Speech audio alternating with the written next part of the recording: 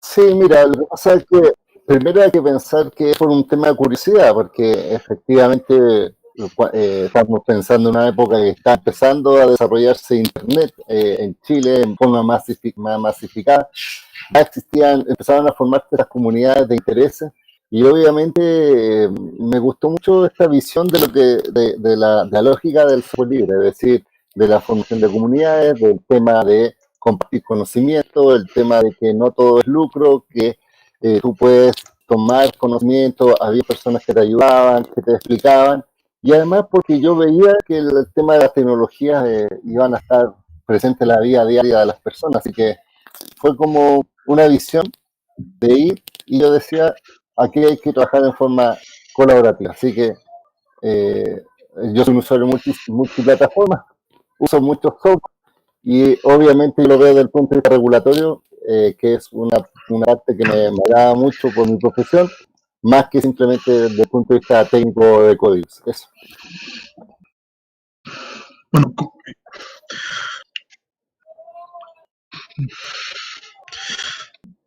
no, tú contaste que no sé si salió la transmisión, tú contaste que no eras de la informática, tú eres abogado, ¿sí? Sí, esa es mi profesión, soy abogado y de hecho las matemáticas y yo no teníamos mucha buena relación, yo soy humanista, pero en el fondo este es un campo donde es multidisciplinario, porque en el fondo acá no tan solo hay que ser técnico o ingeniero para usar las tecnologías, y yo creo que el cruzar disciplinas es lo relevante hoy en día.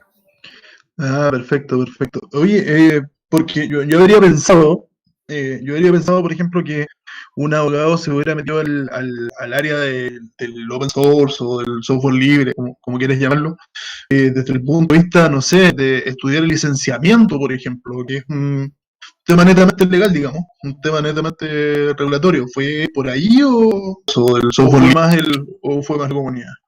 No, pero mira, piensa que efectivamente cuando tú hablas de licencia, estás hablando de propiedad intelectual y en Chile no es un tema, imagínate muchos años hacia atrás, no era un tema tan relevante para el cotidiano de la gente. O sea, imagínate, yo soy de Viña del Mar, de Valparaíso, donde Claro. probablemente estos temas a nivel ciudadano, a nivel de empresa, no eran tan importantes. Entonces, efectivamente, si yo le ponía la mirada solamente económico como abogado, probablemente lo que yo siempre decía, estaba mal ubicado, porque esto estaba más concentrado en Santiago, con algunos staff de abogados exclusivos, donde efectivamente hacían estudios fuera de fuera de Chile en otros lados, pero al final lo que uno tiene que hacer es pensar que esta tecnología va más allá que el tema del licenciamiento, va con el tema de conocimiento, va con el uso de los datos. Ahora se está mezclando el tema de ciberseguridad, se establece el tema de utilización, de licencia, de conceptos, utilización, después está el mundo privado, el mundo público. Entonces al final la mirada humanista en ese punto de vista es una mirada más amplia que simplemente un tema regulatorio puntual. Ya, perfecto. Es un camino como interesante, ¿eh? Porque pensando, por ejemplo, que tú fuiste subsecretario de Telecomunicaciones, Sí, acabo de decir de tecnología nada que ver. Eh, ¿En qué periodo fue? Yo no leía noticias, no, entonces no estoy informado. no, lo que pasa es que, por eso digo, telecomunicaciones el año 2014 hasta fines del 2016, pero efectivamente si tú piensas, o sea, telecomunicaciones es otra área, digámoslo así, muy distinta, pero al final tú ves que todas las tecnologías se interoperan, digámoslo así. Es Claro, en decir, el fondo, o sea, tienes una base en común en el fondo. sí, Eh, ¿Y cómo fue? Dale.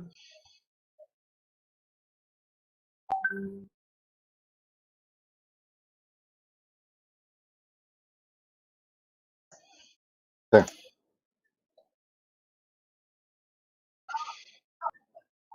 sí,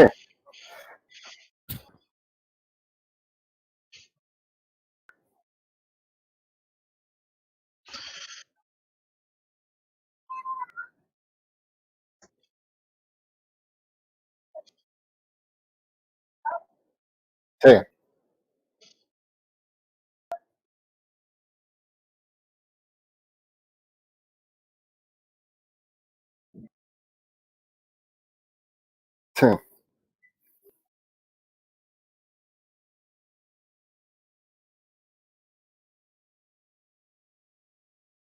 Mira, es que son dos cosas diferentes, porque efectivamente estamos pensando de que eh, a mí siempre me gustó el mundo público, es decir, no tan solo concentrar mis conocimientos en los privados, es decir, no tan solo veía clientes, sino que veía usuarios. Esa era la primera visión que yo tengo diferente a mis colegas tradicionales. Entonces, cuando estaba participando en todo este tema de titulación y también estando en el mundo del software libre, eh, empecé a especializarme en temas de tecnología en general, en propiedad intelectual, base de datos, en temas tecnológicos. Me empecé también por comunidad a conocer temas técnicos, porque no tan solo hay que saber la regulación, sino también hay que meter manos para saber, por ejemplo, código, no sé, compilar el kernel de Linux. Alguna vez lo hice, pero en el fondo tratando de entender la lógica de detrás. El tema es que paralelamente empecé a trabajar como asesor parlamentario porque vieron que yo tenía conocimiento especializado en algunas materias y es un conocimiento que no es tan no hay muchos abogados metidos en este tema. Entonces, en el fondo, tú te empiezas a distinguir por el conocimiento, por compartirlo. Y como era un tema regulatorio, por ejemplo, con modificaciones de leyes, que sí, yo empecé a colaborar por ese lado. Paralelamente, me puse a trabajar en la Subtel como funcionario en temas de telecomunicaciones, y después se dio este chance de que hubo cambio de gobierno, y dentro de la nominación de cargo me propusieron a la presidenta, porque se le entregan los nombres de personas y ella es la que elige, en este caso, porque son cargos exclusivos de confianza del presidente, para, en este caso, ser el subsecretario de Telecomunicaciones, que está dentro del Ministerio de Transporte y Telecomunicaciones, pero es como una isla, porque al final es el que regula el mercado de telecomunicaciones. Entonces, los cambios han sido más bien eh, eh, progresivos, se han dado por el tema de tener conocimiento y también por tener cierta vocación de servicio más abierto. Por eso yo siempre he dicho, por ejemplo, en telecomunicaciones siempre habían sido puros ingenieros los subsecretarios, pero por primera vez había un abogado y tenía una mirada más regulatoria, y cada vez que uno está en un cargo, obviamente, en distinto nivel, aprende, y al final esto es una vuelta. Ahora, por ejemplo, estoy a nivel universitario, estoy en un centro de investigación en ciberseguridad. Entonces, acá lo que uno tiene que hacer, tal como el espíritu del software libre, es tratar de colaborar, tratar de adquirir conocimiento y de ver cómo influye para que esta tecnología se aplique correctamente a las personas. Oye, Pedro, bueno, en todo tu periodo, ¿cierto? Y con toda la mirada más regulatoria relacionada a telecomunicación, relación al software, te vamos a preguntar por qué cosas, por ejemplo, cuáles fueron los desafíos durante este periodo, qué regulaciones sacaste, qué regulaciones hiciste, porque es importante que la gente los conozca, digamos. O sea, Sí. yo por mí siempre metido en tecnología, no me recuerdo ninguna. Soy un cabeza de pollo, pero bueno.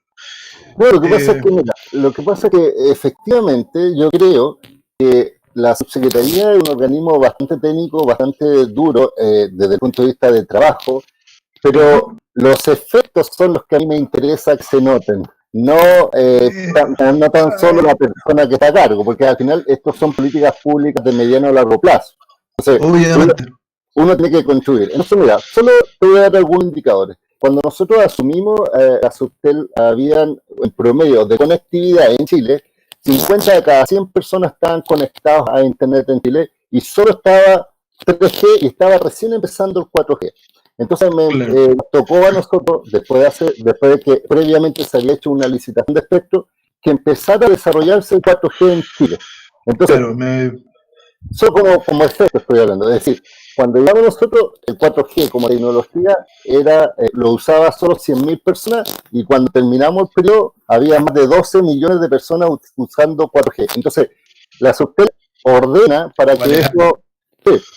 Segundo acto que ha pasado, y sobre todo ahora con el tema de mercado. Por ejemplo, cuando yo fui subsecretario, era el encargado de regular a la empresa de telecomunicaciones, y llegó, por ejemplo, los inversionistas de WOM a Chile, y yo estuve a cargo regulatoriamente de ver si eran convincentes o no para poder entrar al mercado chino. En el sentido en el sentido de que siempre se constituyen empresas y tienen que pasar por la autorización de SUTEL para el despliegue, para hacer todo.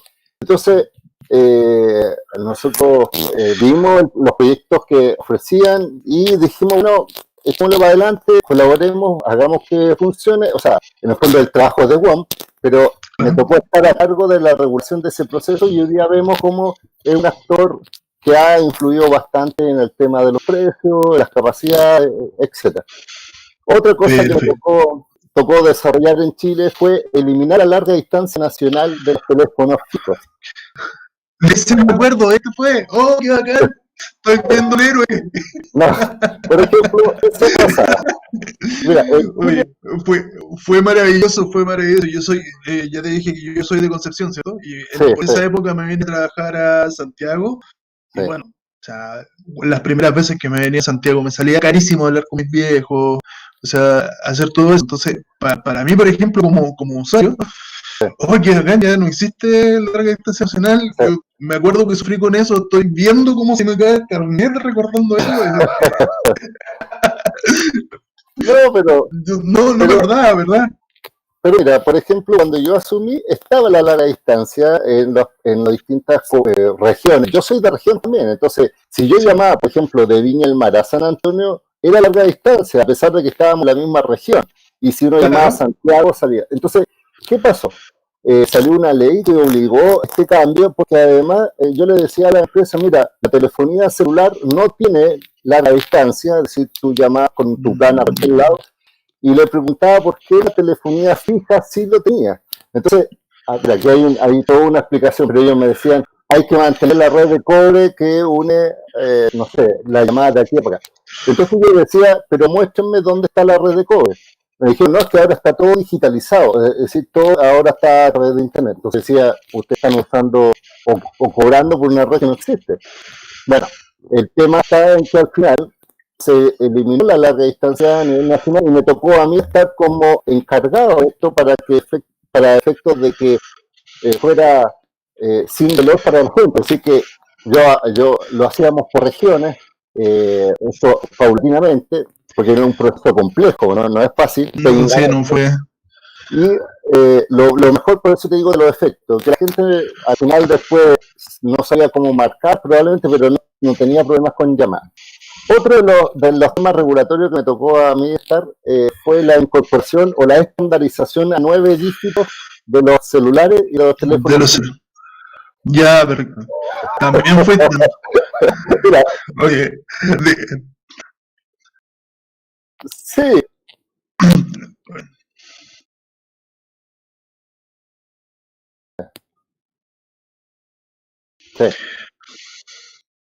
Sí, mira, solo te digo una cosa, cuando todo Chile decía, cada vez que marcaban y se equivocaban, ¿quién fue el weón que se le ocurrió esta idea a los teléfonos fijos colocarle un código adicional, al 09 eliminarle el 0 y estandarizar el 9? Bueno, eso fue parte de mi trabajo.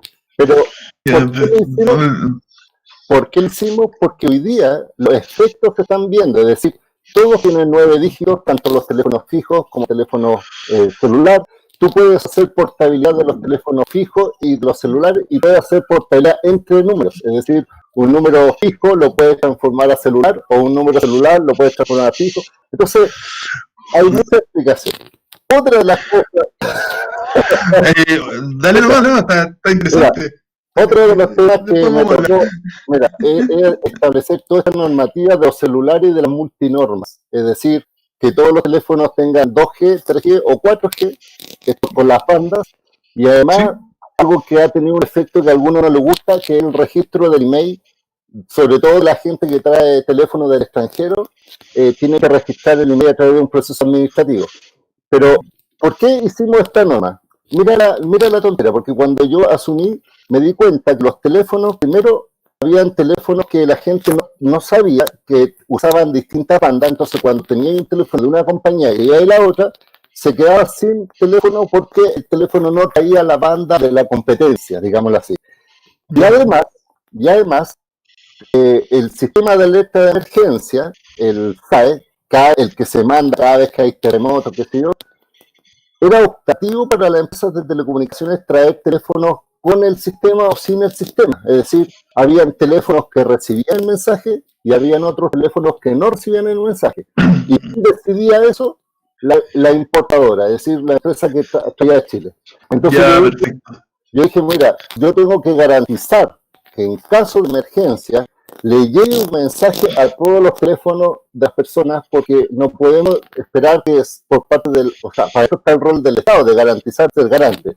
Entonces, por eso obligamos a tener estas multibandas, estos sellos de calidad. Al final, hoy día todos los teléfonos son para las bandas y trae también el SAE incorporado. Entonces, en Chile, cualquier teléfono, y esto ya está asegurado, cualquier teléfono que se vende en Chile trae el SAE incorporado por defecto, es decir, está habilitado para recibir. Entonces, esa cosa técnica que es de difícil explicación para un usuario, porque en el fondo no sabe mucho de Claro, el usuario piensa que un celular es un celular, ¿no? Sí, pero imagínate que si alguien está en un sector costero, a uno recibe el mensaje y el otro no, y el que no recibió el mensaje le pasa algo, ¿quién es el responsable final?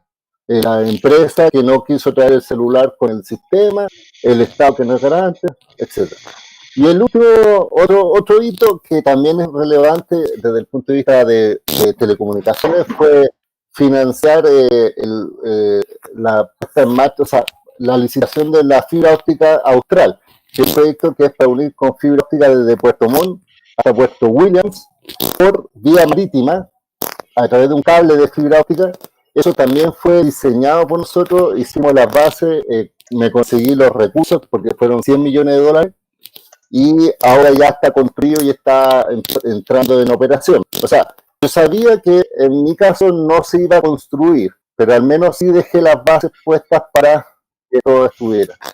Y además, y la última cosa que hicimos, que está en estudio en este momento, es unir con fibra óptica desde Asia Pacífico, de China hasta Chile, a través de un cable de fibra óptica submarina, que llegaría a Valparaíso. Entonces, ¿qué es lo que me tocó hacer a mí?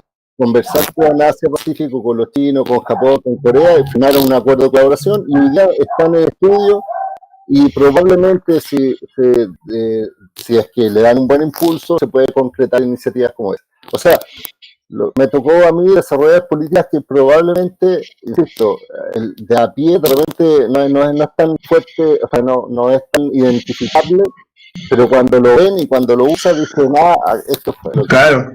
O sea, bueno, lo que me acaba de pasar, me acabo de recordar muchas cosas anteriores. Oye, le damos un rato a Samuel porque quiere saludar a gente que está con ahí.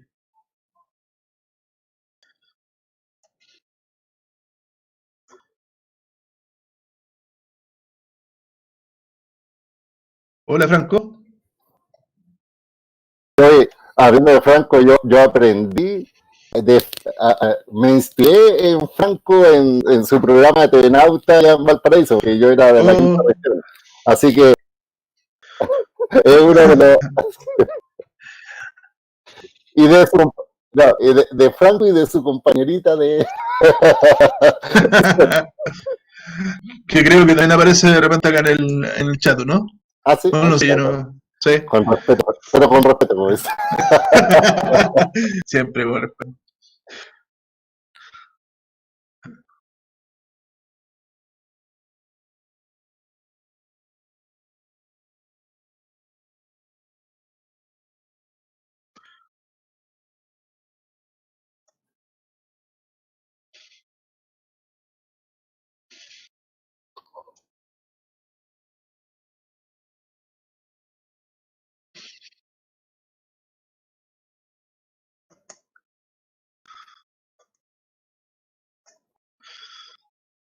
Mm.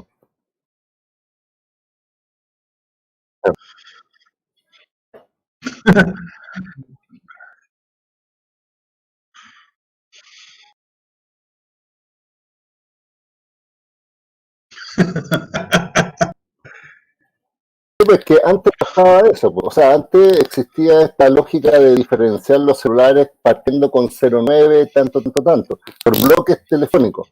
Y después, cuando se hizo estandarización a 9 dígitos, ahí hubo que hacer una adecuación normativa, técnica, sabíamos que tenía muchos efectos en cuanto a la empresa. Imagínate, los sitios web, cambiar Sí. los números, la agenda telefónica. Imagínate, nosotros trabajamos en desarrollar una aplicación móvil que de hecho fue una de las más descargadas, porque en el fondo toda la gente tenía su celular y que convertía todos tus números en el formato más 56X.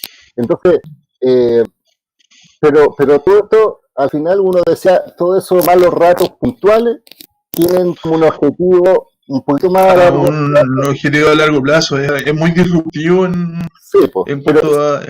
pero en general las autoridades, te lo digo en general, no son muy buenas para hacer cambios tan fuertes. O sea, No. son más cautos, porque en definitiva, imagínate que hubiera habido algún problema, si se genera, queda la escoba, si no se pueden interconectar las llamadas. O sea, entonces, No, esto es todo un problema. Pregunta, así de pelambre.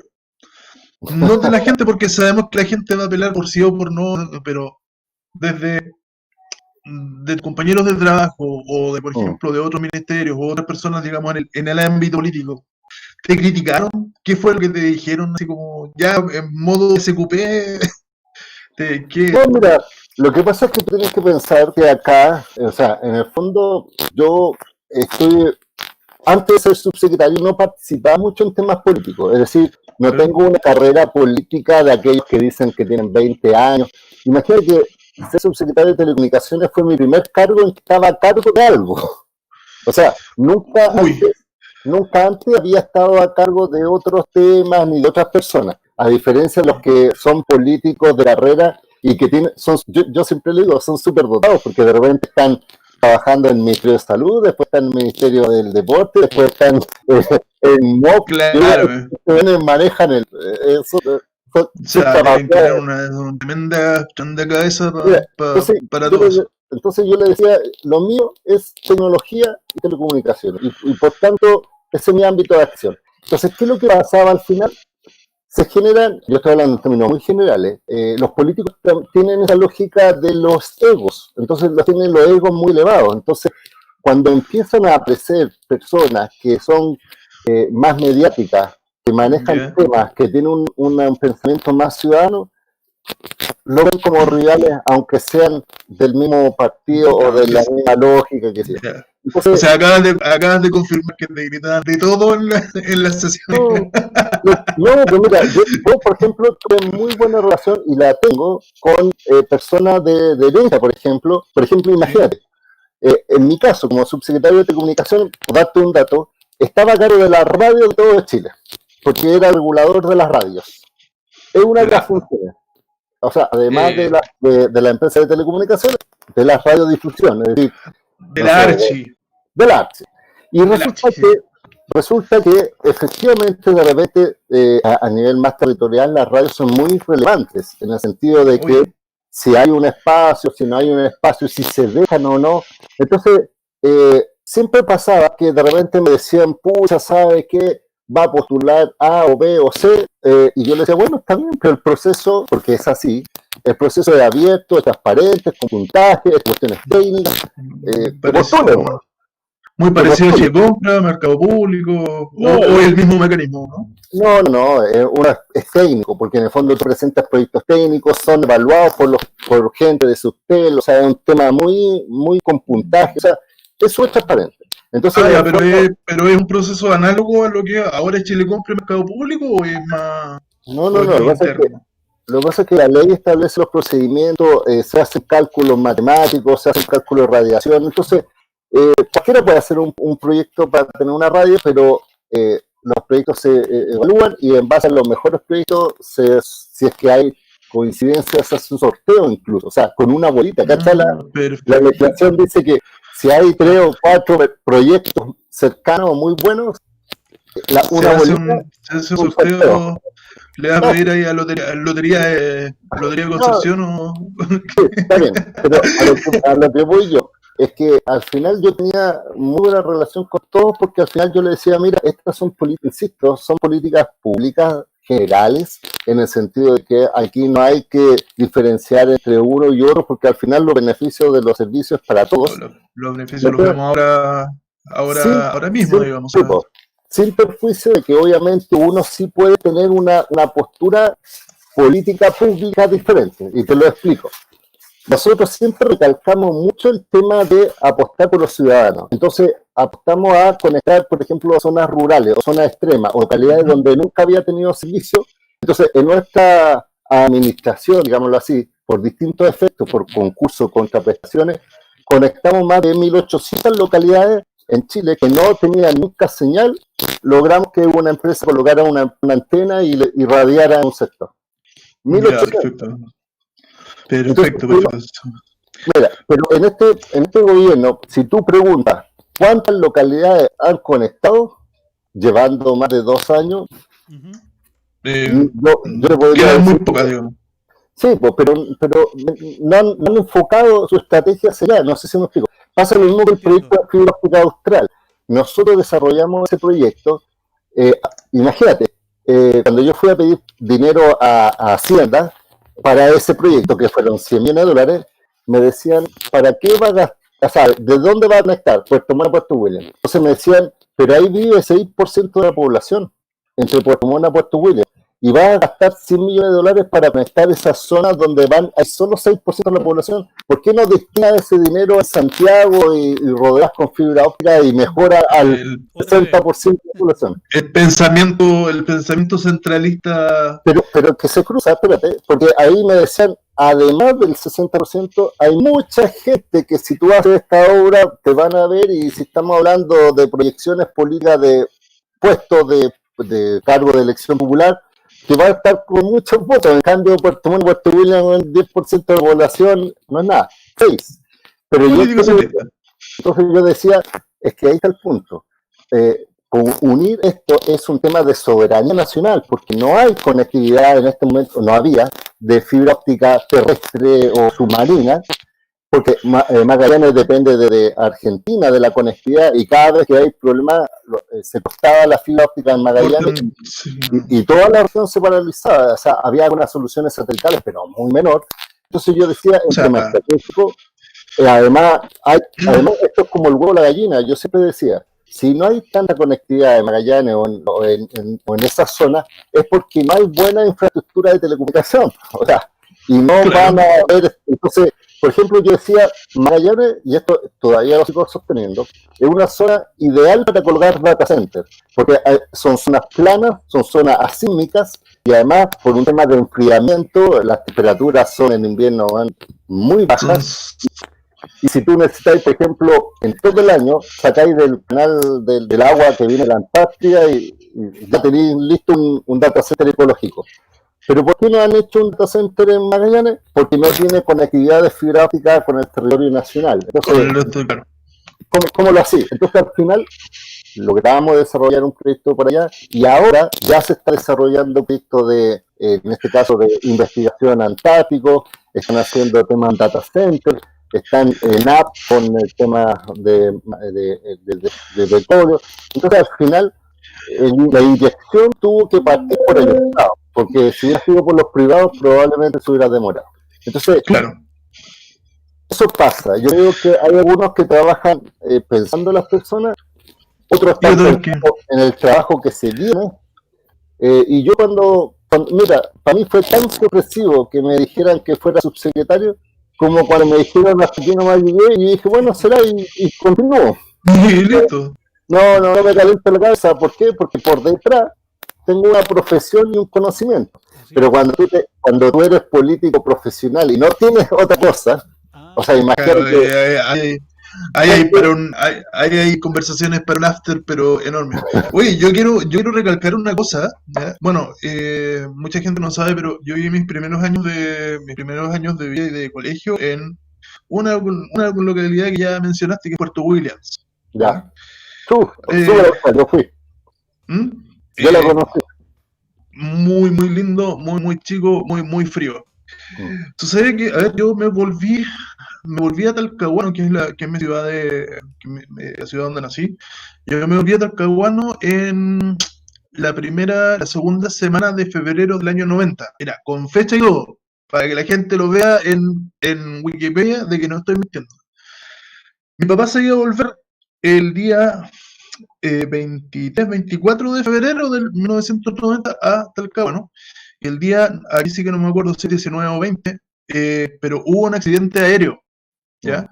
Un avión que salió del aeropuerto del Guardia Marina de Sañarco, salió, se pegó el brazo y cayó el mar, hubo igual muertos y todo eso. Que uno de los últimos accidentes de LAN en la historia de Chile. Y era tanto el problema de comunicación, por ejemplo, que nosotros sabíamos por la televisión y con 6 horas de retraso que había habido este accidente y no podíamos comunicarnos con mi viejo. Entonces nosotros no teníamos certeza, por ejemplo, si mi viejo estaba a bordo del avión o no, ¿ya?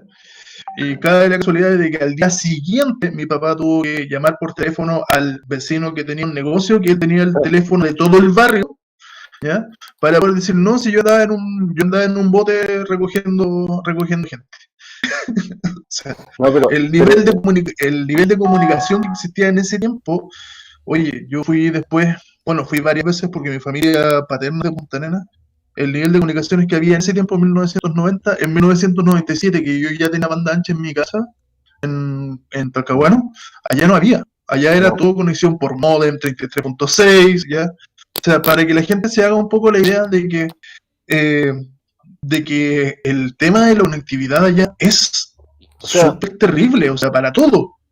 mira, déjame decirte algo, Ricardo. Yo no conocía Rodrigo, Punta Arenas, Rodrigo, perdón, Rodrigo. Yo no conocía Punta Arenas antes de ser subsecretario, no conocía. Entonces, cuando yo asumí como subsecretario, yo dije, yo soy subsecretario de todo Chile, entonces tengo que trabajar no tan solo en Santiago, porque además yo soy de región, entonces conozco la realidad de que las regiones son diferentes a las de Santiago, entonces tengo que conocer la realidad de las regiones.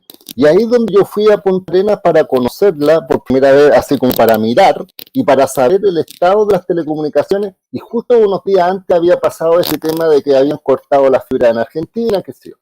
Y, claro. y ahí es donde se generó esta idea que ya se había planteado, pero nunca lo habían pescado, de unir con fibra óptica desde Puerto Montt hasta Punta Arenas. Hasta Punta Arenas. Ya, perfecto. Entonces nosotros dijimos ya, vamos a empezar a hacer un estudio para ver si es que la factibilidad existe, los recursos, etc. Y nuestra primera lógica fue hacer el proyecto hasta Punta Arenas. Pero el intendente de la época me invitó a conocer Puerto Williams para conocer. Y él me decía algo, porque uno de repente ve los mapas, pero no tiene la dimensión de lo que es la realidad. Imagínate que de Puerto Montt a Puerto Williams, y eso lo digo para la gente que no conoce, solo puedes viajar o llegar por vía terrestre, marítima o aérea, porque no hay una carretera para allá, no existe. Y es una distancia como de aquí a Concepción, la versión entre comillas del que me decían. Sí, no, Como, sí, es enorme, es enorme. Hay mucha gente que no, dice, ah, pues, yo tengo un amigo que es de Puerto Nada, loco, no lo conozco. eso. Definitivamente es lejos. Punta Arenas a Puerto William es como de aquí a Concepción, ¿sabes lo que digo? Entonces, y además a mí me llevaron en una avioneta. Y ahí, a favor del viento y en contra del viento, cuando fuimos a favor del viento, puta, nos demoramos una hora, todos felices, pero te prometo que cuando veníamos contra el viento yo me acordé de Felipe Camiroaga y de todo. No, Oh, en serio. No, si la cosa es compleja. Pero bueno, entonces el intendente nos mencionó y nos dijo, mira, ¿sabes qué? Puerto William son 5.000 habitantes, ninguna empresa va a conectar con fibra óptica de Punta Arenas hasta Puerto William, porque en el fondo no es un mercado. Entonces, ¿por qué no se hace un esfuerzo al diseñar el proyecto de fibra óptica de Puerto Montt, o sea, de Puerto Montt hasta Punta Arenas, extenderla hasta Puerto William? claro, perfectamente. Entonces, al Oye, final, Samuel creo que tiene ahí un par de preguntas por ahí, me estamos coordinando acá Sí, oye, por interno. en realidad son preguntas que son lo mismo y para reforzar un poco la idea también de Pedro, y es que, bueno, yo ahora soy trabajador en horarios de un servicio público también, y fíjate que es una pesca, pero fíjate que efectivamente hay caletas que quedan muy alejadas y que antes no tenían conectividad y que ahora la única alternativa que hay son estas antenitas que tú decís, pues, Pedro, que O sea, ahora sí el pescador puede hacer para que la gente saque una idea, pero la gente piensa que en internet es cosas como para estos programas de YouTube o este mismo programa pero también tiene todo depende hoy en día de internet. O sea, imagínate que gracias a internet ese pescador artesanal puede declarar lo que él trae, ¿cachai? Lo que él trae en su barco. Y así como lo hace el pescador, también lo hace una gran empresa. ¿Te fijáis? La diferencia, la gran empresa tiene como para mover la empresa un poco más para el centro donde hay más internet, pero no en los lugares alejados. Y eso se aprende conociendo el país. Imagínate, yo fui a Juan Fernández. En Juan Fernández tienen ese problema. Los pescadores especialmente me decían, mira, en la pesca nos obliga a transmitir por internet todas las capturas que tengo en el día. El problema de Juan Fernández es que hay 500 personas, pero hay una antena de telecomunicaciones que está concebida para 50, no para 500 personas. Y al final todos empiezan a tener celular y se colapsaba la red. Entonces ellos me decían, como pescadores, que tenían que a las 2 de la mañana conectarse para subir el contenido a hacer una pesca, porque si lo trataban de hacer al mediodía, no les cargaba la página y eran sancionados porque no cumplían con la normativa. Entonces por eso yo digo que al final yo veía a la conectividad como un chasis, como una base. Por eso iniciamos esta lógica de una figura que se llama el Plan Nacional de Infraestructura, apostando por la fibra óptica. Este gobierno ha continuado con esa política pública. De hecho, ahora está financiando una conectividad desde Arica hasta Puerto Montt, porque desde Puerto Montt se va a unir con la fibra óptica austral.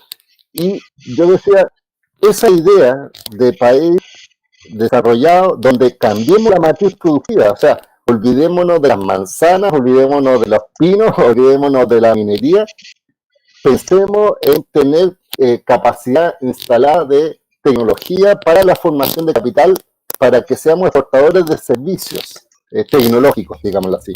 Entonces, por eso decían, Chile es un buen lugar para tener data center, para tener buena fibra óptica, que haya buena conectividad, para que sea un hub digital. Imagínate que se une desde Asia-Pacífico, seríamos el punto de interconexión de Asia-Pacífico con toda Latinoamérica, porque sería la única puerta de entrada que existe. No hay ningún otro cable de fibra óptica por el lado Pacífico, digámoslo así. Entonces, estas son visiones que hay que hacerlo a través del gobierno, y es por eso que es importante decirlo. No da lo mismo quien está en el gobierno, ni quienes están desarrollando las políticas, porque hay algunos que efectivamente piensan solo en lo inmediato, piensan solo en un voto específico, cuando esto tiene que tener una mirada un poquito más transversal. Y ahí es donde yo me relaciono harto con los ingenieros, que son los que hacen los diseños, los cálculos. Mi parte era la más humanista, la que le da como la lógica más política a los argumentos, porque yo no soy especialista en fibra óptica, pero por concepto entendía que era la forma para llegar a estos lugares. Así es. Y pasa lo mismo con temas informáticos. El predeterminismo tecnológico es una gran limitación del desarrollo de la persona. El hecho de que tú tengas solo una plataforma que solo utilice uno, porque al final te atrofia tu desarrollo. Así es. Oye, mira, yo tengo ahí de hecho, para apoyar la idea nuevamente, fíjate que ayer entrevistamos a un polaco desarrollador de videojuegos, de Witcher y ese tipo de juegos. Una empresa grande, que ahora tiene su propia empresa. Él está en Polonia. Jacek Brzezinski. No lo voy a pronunciar nunca, así que no te preocupes. Brzezinski. El asunto que él decía, que le preguntamos si había apoyo, por ejemplo, del Estado para este tipo de empresa, me decía no. Bueno, ¿y cómo lo hicieron? Y él decía, mira, o sea, las cosas precisamente importantes del Estado son los pilares. No es, él decía, lo importante no es que la empresa te ponga dinero para que tú hagas una empresa de videojuegos, ¿cachai? Es que él te ponga lo que hay entre medio para que tú podáis vender y podáis hacer ese negocio que básicamente que es internet.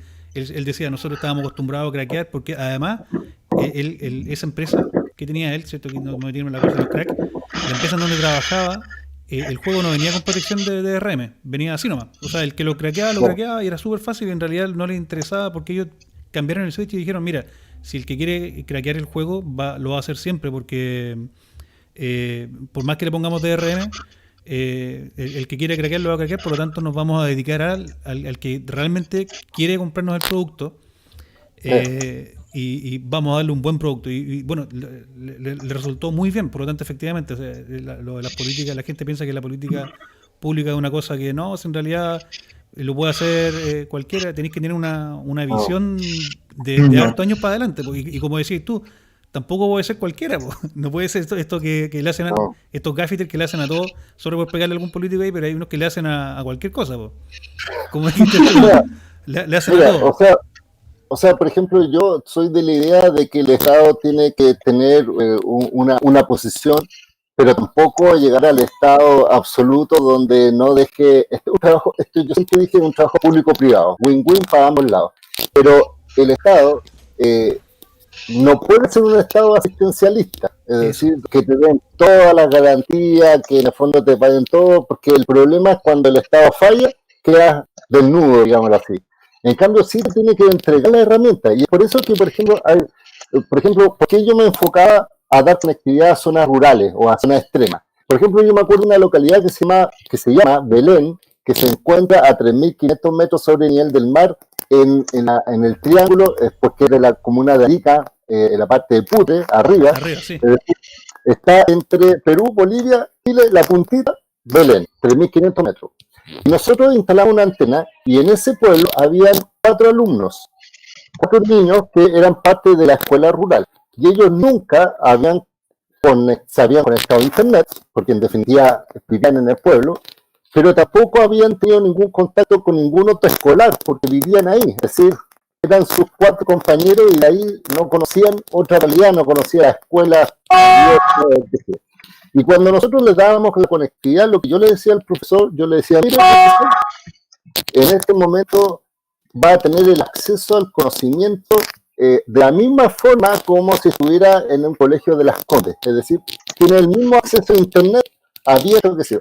La diferencia es cómo usted ahora le entrega la herramienta a sus pupilos, o en este caso estudiantes, para que puedan aprender el conocimiento correctamente. Entonces, al final uno tiene que dar esa facilidad que está parte del Estado o una empresa, y son las personas las que desarrollan toda su potencialidad, porque probablemente esos niños tienen las mismas condiciones o superiores para aprender, para aportar, pero por no tener las herramientas, por haber vivido en una zona y porque nadie se interesaba porque era una zona no rentable para la empresa, no podía quedar descuidado. Entonces, ahí es donde uno tiene que equilibrar, pero tiene que pensar justamente en ese tipo de realidades. Realidades que, insisto, se conocen recorriendo el país. Y es una de las cosas que yo menciono en este momento. Yo veo muchas autoridades de gobierno que no salen de su escritorio, y eso es lo peor, porque en definitiva solo ven números y no ven personas detrás de esos números. Bueno, ese fue como el mismo consejo que le dieron a Churchill, el rey le dio a Churchill, onda, hoy me van a ganar esto en el Congreso, me están ganando. Bueno, vaya y júntese con la gente. Y ahí donde da vuelta toda esta cuestión y dice, oye, la señora tanto me dijo, y ahí logra, bueno, porque ve la película, lo logra bueno, era muy buen orador también, así que eso va. Pero efectivamente, él salió, hizo el ejercicio de meterse al metro y decir, oye, a mí me dijeron que ni en broma vamos a entregarle a Inglaterra. O sea, yo prefiero morirme a... Y él venía con el mensaje del pueblo, así que frente a eso no tuvieron mucho que hacer el resto de los congresistas. Mira, una de las últimas preguntas es, en realidad, que me la manda Pancho, que no puede estar hoy día, es ¿con qué proyecto así como que sentiste como este no, qué proyecto te hubiese gustado hacer de cualquiera de los otros? Bueno, no vinieron muchos gobiernos después en el que estuviste. ¿En qué sí te hubiese gustado participar y qué te gustaría que el gobierno actual hiciese, o que encontráis malo también? Son como 4 preguntas en una, pero están como relacionadas. A ver, un proyecto que quise hacer y que no pude hacerlo por tiempo, por qué sé yo, ¿eso? Y que lo he impulsado, sí. Mira, es justamente lo mismo que te estaba hablando, y que lo bueno es que ahora salió, pero también tuve que intervenir ahí como experto en este momento, que fue una ley que se llama roaming nacional, en zona extrema, no sé si lo han escuchado. En términos simples, lo que yo les comentaba es que logramos hacer que una empresa de telecomunicaciones llegara a estas 1.800 localidades, donde no había cobertura. El problema es que llega una y se generaba un monopolio de esa compañía. Es decir, si llegaba Entel, solo daba señal Entel, obviamente. Y habían comunidades más cercanas que tenían Movistar y más allá Claro, entonces, ¿qué pasaba en la práctica? Que si un vecino de acá iba a ver a su otro vecino, que era Entel, se le perdía la señal porque porque guiaba a una zona que era Movistar. Y tenía que tener dos teléfonos para poder estar conectados. No sé si me explico. Y eso Sí, claro, ocurría, sí, sí. y eso ocurría en las zonas rurales porque, insisto, como son zonas no rentables, a las empresas no les interesaba llegar y por tanto llegaban a un solo sector por este compromiso que tenía con el gobierno de contraprestación. Yo a la empresa les dije una cosa, cuando yo estaba como subsecretario. Yo le dije, mira, yo estoy igual que Luther King, yo tengo un sueño. ¿Y cuál es el sueño? Que todas estas localidades, las antenas le sirvan a cualquier compañía. Es decir, tú siendo Entel, Movistar, Claro, te da lo mismo, pases por esos sectores, detecta la señal y se conecte sin importar de qué compañía eres. Y además, que no tenga cobro para las personas. Eso en la técnica se llama roaming. Por eso cuando uno viaja al extranjero, cuando hace roaming extranjero, le sirve las antenas de otra compañía, porque son de la compañía del país donde... Pero hay un convenio entre tu empresa local chilena con la extranjera y tú pagas un sobreprecio, pero puedes usar la antena. ¿Qué pasó? Que en el fondo las compañías me decían, no, que es difícil, que esto es el precio. Por ejemplo, me decían, pero mira, nosotros hemos hecho inversiones, pero ¿cómo nos van a pagar? Lo primero que le pregunté, yo le dije, a ver, estas 1.800 localidades, que además las podemos ampliar a 3.500 localidades donde hay un solo operador o dos operadores, solamente dos disponibles, ¿cuánto es el tráfico que se genera en relación a lo nacional? Y me decían un 5% del tráfico. Entonces yo le decía, por un 5% del tráfico ustedes no van a colaborar con el hecho de que esas personas que están en zonas rurales, están en zonas extremas, que probablemente en términos económicos son menos aventajados, porque en definitiva son localidades con menos recursos, que principalmente son adultos mayores los que viven ahí, porque los jóvenes se van a la ciudad o qué sé yo. Entonces decía, vaya a sacrificar y va a querer lucrar con esa viejita que está generando tan poco tráfico. Bueno, gana con el tráfico de las ciudades. No pensé en ganar solo con esto. En fin, entonces yo avancé en las conversaciones, pero justo hubo este cambio. ¿Y qué es lo que pasó? Que después se generó un proyecto de ley por unos parlamentarios de la zona extrema, justamente para hacer lo mismo que lo que yo decía, es decir, pero obligarlos ahora por ley, que en estas localidades donde hay uno o dos operadores, las empresas van a tener que abrir sus antenas y en el fondo permitir que cualquier compañía se conecte, de cualquier persona, sin un cargo adicional. Y me tocó, por eso te digo, y me tocó ir al Congreso, porque fui al Congreso a hablar como experto para potenciar el proyecto, es decir, para decir efectivamente un buen proyecto, hay que hacerlo así. Y finalmente salió publicada hace muy poco, y ahí ahora hay un plazo para que se adecúen, pero yo creo que de aquí a fin de año todas estas localidades deben estar forzadas para que estén abiertas, de tal forma que si uno va como turista a estas zonas también se va a ver beneficiado porque donde hay antenas, en estas zonas rurales, no hacia la ciudad, sino para afuera, va a poder conectarte y no va a tener ningún cargo adicional a tu plan normal.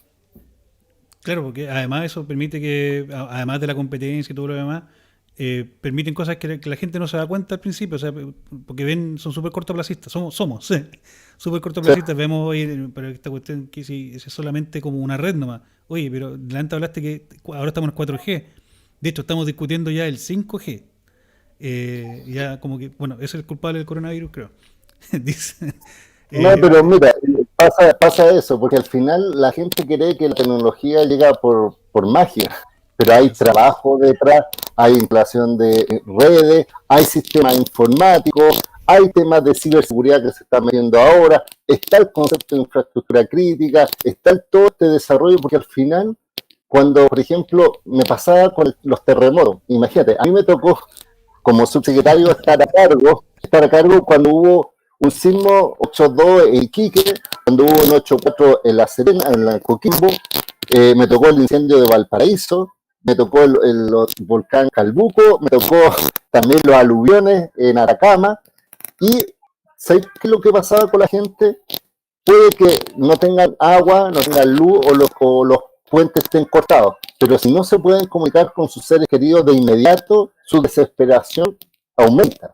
Y si tú le garantizas que haya buena comunicación, después ellos pueden pausar y estar tranquilos. Es decir, el servicio de telecomunicación hoy día es tan indispensable y ha pasado que al final, como yo te decía, en toda esta zona y en todos estos ejercicios nunca se cortaron los servicios, excepto de Atacama, que sí hubo un corte, pero sí hubo degradación, pero al final lo que nosotros tratábamos de plantear a través de las fiscalizaciones de tutela de la empresa, que hoy día la conectividad es un elemento indispensable y el primer servicio que tiene que restablecerse en caso de corte porque le da soporte a los sistemas de emergencia, a los sistemas locales, etcétera. Entonces, y por eso yo decía, imagínate el SAE que no le llega a una persona y todo por capricho de la empresa, no. Ahí es donde interviene el Estado y le dice, mira, bueno, aquí hay valores superiores y lamentablemente tiene que aplicarse en esta normativa. Claro, es como entonces como un servicio básico, ya como el tren, como los servicios que uno lo da por sentado. Me imagino que en la época cuando había Claro. la gente reclamaba por el auto, ¿cierto? Me imagino que la gente reclamó, hubo gente que se opuso al auto, que van a dejar sin pega los caballos. No estoy haciendo una sátira porque de hecho creo que así fue, o sea, la gente los que se gana así fue, de hecho, así fue. Entonces, así fue, de hecho, es súper importante lo que dice Pedro. O sea, igual dentro de experiencias de vida, por ejemplo, mi familia en Talcahuano, yo en Santiago, terremoto del 2010. Mi primera pregunta es, oye, quiero avisarle a mis viejos de que hubo un terremoto acá en Santiago. No sabía que el terremoto era más allá, pues no tenía cómo, no había nada. No había nada. Y eso fue, para mí fue caótico, entonces tengo cómo contrastar la situación antes de tu gestión y la situación actual. Algún día vamos a tener que hacer algún programa relacionado a vivencias, ¿o no?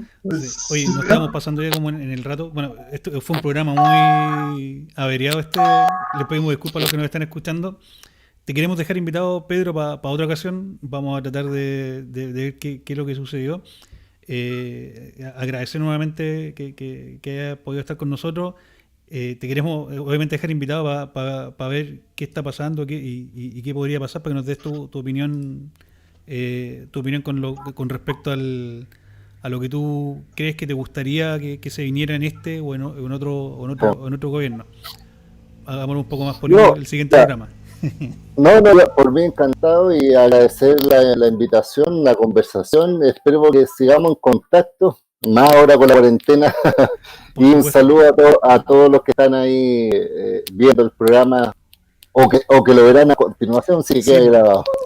Sí, queda grabado. De hecho, tenemos como harta, por lo menos para lo que llevamos un mes nomás, pero tenemos harta audiencia. Ya, perfecto. Entonces, un saludo y cualquier cosa a su completa disposición, estimados. Muchas gracias, Pedro. Gracias a Rodrigo hoy día. Saludos a Pancho, que no pudo estar. Pancho, saludos a la distancia, recupérate. Ojalá que sea el dolorcito de cabeza nomás y listo. Que sea estrés solamente. Saludos a Pancho, ojalá. Mucho programa. Ya. Muchas gracias a todos y nos vemos en la siguiente. Muchas gracias, Pedro. Nos vemos, que estén muy bien. Un gusto. Ahí sí, ya para la transmisión.